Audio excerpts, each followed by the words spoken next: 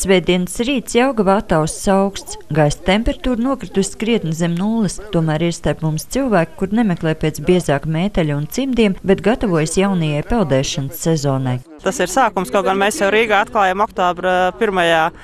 svētdienā Jūrmalā sezonu. Jelgavnieki to mazliet vēlāk dara. Bet mums tagad tāds iesildīšanās laiks faktiski. Kā tad ir tas īstais peldēšanas laiks? Tad, kad ir sals kārtīgs, tad, kad ir jāzāģē āliņas dīķī vai vienalga, kur ūdens krātuvē. Janvāra beigās mēs braucam uz pasaules čempionātu ziemas peldēšanā uz Sloveniju. Tā kā līdz tam mums vēl laiks ir sagatavoties. Rīdznieki ziemas peldēšanu uzsākuši jau oktobra beigās. Tagad kārta Jaugavas ziemas peldēšanas klubam, kad pašmairoņi un viesi no Rīgas nostādīti ierindā un saskaitīti, īpašu medaļu uzsākot 34. ziemas peldēšanas sezonu Latvijā, saņem šīs kustības aizsācējs Evalds Liepiņš. Padomju Savienības un Padomju Latvijas laikā es biju vienīgais, kuru sporta biedrība Daugava, laba sporta biedrība, mani aicināja piedalīties Padomju Savienības ziemas peldētāju konferencē Novgorodā. Un tik tiešām es vienīgais braucu cauri ziemā no Rīgas cauri Apei un atradu Novgorodu, un tiešām pirmais piedalījos no Latvijas ziemas peldētāju organizācijā Padomju Savienībā. Pirms mesties ūdenī, Ozolnieks sporta klubs un ziemas peldētāji sacenšas stafetes skrejienā, un tad jau arī viens aiz otra ūdenī kāpj īstenie ziemas, augstuma un peldēšanas prieka cienītāji. Visi kā viens viņi apgalvo, ka veselībai tas nāk tikai par labu. Bērnībā pamatīgi slimoju ar tādām saaugstēšanās slimībām, kā piemēram pat cūciņas.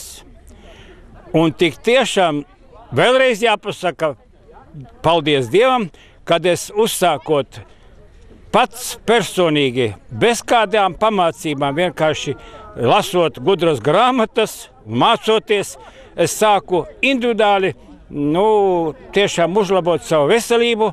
Ja māmiņa lika 3 šalītes un veda uz skolu, tad es pēc tam tās šalītes metu nost un sāku arvien vairāk norūdīties. Grūti pateikt, nevar jau viennozīmīgi teikt, ka roņi nekad neslimo. Roņiem arī mēdz būt iesnas un klepus, bet man tomēr šķiet, ka ir tā skaitas, tad mums tā vieglāk pāriet. Un faktiski, cik es esmu novērojis, kad ir ļoti daudz cilvēku, virs gadiem 40, 50, kas nodarbojas ar ziemas peldēšanu tieši tādēļ, lai tiktu vaļā no kaut kādām jaunībā iegūtām kaitēm. Tie ir diezgan daudz profesionāli sportisti, kuriem beidzot aktīvās sporta gaitas parādās, dažādas traumas. 2004. gada sāku, un tad, kad es 3 gadus neko nesmu darījis, visādas traumas, galvas kausa lūzuma, ribu lūzuma, bet lūk, visakal atgriežas, kad dzīvo veselīgi dzīvesveidi uz aptieku ne par ko. Pret iesnām, kādas iesnas? Kādas var būt iesnas, ja tu dzīvo dabīgi dzīvi? Un šobrīd jums nav augsts? Tas skaisti tā. Drusciņi tā, patīkam, jā. Patreiz Latvijā ar ziemas peldēšanu nodarbojas nedaudz vairāk nekā 100 reģistrēto sportistu, tomēr bez viņiem ir daudzi, kuri ar peldēšanu nodarbojas individuāli. По-моему, 32 года плаваю. И что она вам дало? Однозначно на этот вопрос в течение 2 минут почти невозможно ответить.